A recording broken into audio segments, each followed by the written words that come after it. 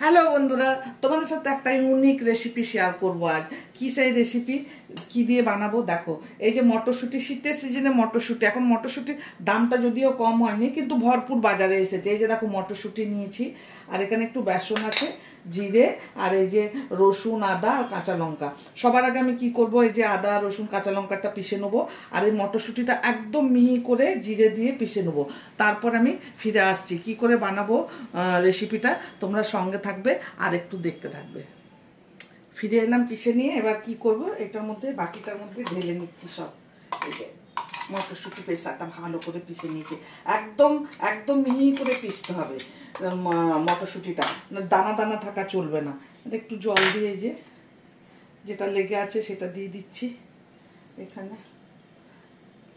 এটাকে একটু বাইন্ডিং করতে হবে, আর সেটা আমি ওই বেসন দিয়ে করব, তাই আমি বেসনটা রেখেছি। এই যে এখানে দিয়ে দিচ্ছি আদা রসুন আর কাঁচা লঙ্কা, এই যে পিষে নিচ্ছি যেটা সেইটা, আর একটু হিং দিয়ে দিচ্ছি, আর এই যে একটু নুন দিয়ে দিচ্ছি। চাইলে তোমরা নুন হলুদ সব হলুদ লঙ্কা সব দিতে পারো, আমি এখানে আর কিছু দিচ্ছি না, এই নুনটাই দিচ্ছি। এবারে বেসনটা দিয়ে ভালো করে এটাকে বাইন্ডিং করে নেব। বেশি মোটাও হবে না পাতলাও হবে না, ভালো করে এটাকে এখন মেশাবো। এই যে দেখো আমি এই যে ধোকলা বানানোর যে স্ট্যান্ডটা আছে, প্লেটটা, সেটা আমি নিয়ে নিয়েছি, একটু তেল মাখিয়ে নিয়েছি ওইটার মধ্যে। এবার এটা ঢেলে দেবো এটার মধ্যে, তারপর একটু স্টিম করব এটাকে। তোমরা এমনি বাটির মধ্যে গ্যাসে করেও দিতে পারো, আমি ইডলি বাসনের মধ্যে এটা করব, কেননা আমি যেহেতু এই স্ট্যান্ডটা নিয়েছি তাই।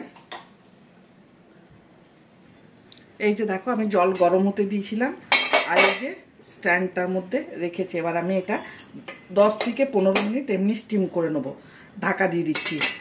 তারপরে আমি এটা চাকু বা চামচ দিয়ে দেখে নেবো এটা সেদ্ধ হয়েছে কিনা। দেখি এবার সেদ্ধ হয়েছে কিনা। হ্যাঁ, সেদ্ধ হয়ে গেছে, দেখো সাইডগুলো ছেড়ে যাচ্ছে। এই যে আমার এই যে চাকুটার মধ্যে আর লাগছে না, এই যে হয়ে গেছে। এরপর এটা আমি নামিয়ে নেবো, আর নামিয়ে নিয়ে গ্যাসটা বন্ধ করবো না, আমি এটার মধ্যেই তরকারির মশলাটা বানিয়ে নেবো। কড়াইটা বসিয়ে দিয়েছি, আর পরিমাণ মতো তেলও দিয়ে দিচ্ছি। এখন আমি কি একটু চিনি দিয়ে দিলাম। এখানে শুকনো লঙ্কা রেখেছি, ততক্ষণ তোমাদের দেখায় কি কি মশলা আছে। এই যে এখানে একটু পেঁয়াজ আছে, খিসে নিয়েছি। এই যে আদা রসুন পেশাটা আছে, আর এখানে ধনে জিরাটা পিষে নিয়েছি, আর এই যে একটু টমেটো কুচি আছে। চিনিটা লাল হয়ে আসছে, আমি একটু ঘি দিয়ে দিলাম, কেননা এটা ঢোকলা মতো হবে, তো তো তোমার ইয়েটা ভালো হবে, টেস্টটা ভালো হবে। পেঁয়াজ বাটাটা দিয়ে দিচ্ছি।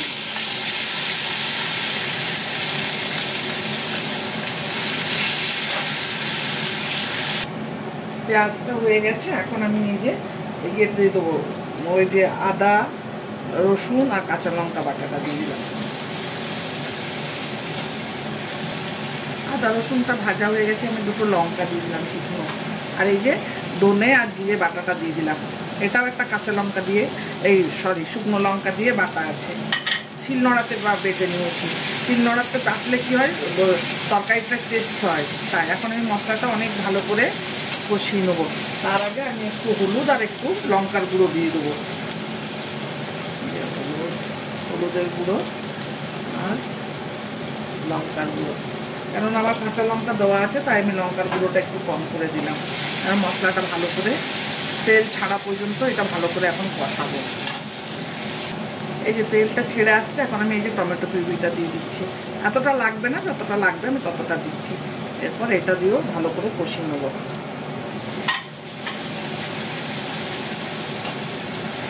এই যে দেখো এটা ঠান্ডা হয়ে গেছে, আর কত সুন্দর উঠে গেছে। এই যে দেখো, এই যে দেখো যে এটার মধ্যে লেগে নেই, কিচ্ছু নেই। এই যে দেখো পিছনটা দেখায়, এই যে কত সুন্দর হয়েছে দেখো।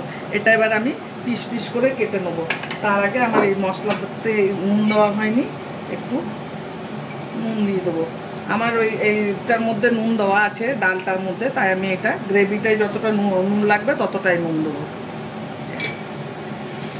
মশলাটা খুব সুন্দর ভাজা হয়েছে, আমার গরম জল হয়ে গেছে, আমি ভালো করে পিস পিস করে কেটে নিয়েছি দেখো ঢোকলাটা। এরপর আমি এটা দিয়ে দিচ্ছি এটার মধ্যে। জল ফুটে গেছে যেহেতু, জল একটু বেশি দিলাম, কেননা এটার মধ্যে তো জল নেবে তাই। এই যে, আর আমি এখানে দেখো একটুখানি গরম মশলা রেখেছি, সেটা আমি শিলে পিসবো, তাই এটা দিয়ে আমি নামাবো। এই যে এখন আমি এটা ঢেকে দেবো একটু ফোটার জন্যে।